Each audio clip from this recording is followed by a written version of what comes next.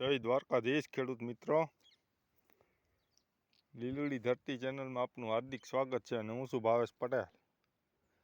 હવે આપણા ઘઉં છે 33 દિવસના ઘઉં થયા છે અને આનું વાવેતર છે 28/12નું અને આજે તારીખ છે 1/2. તો હવે આપણે ખાતરનો ડોઝ અત્યારે યુરિયા અને એમોનિયા વીઘે 15 કિલો યુરિયા છે અને 10 કિલો એમોનિયાનો ડોઝ અટાણે ચાલુ છે. સહેજ ઘઉં પીળા દેખાય છે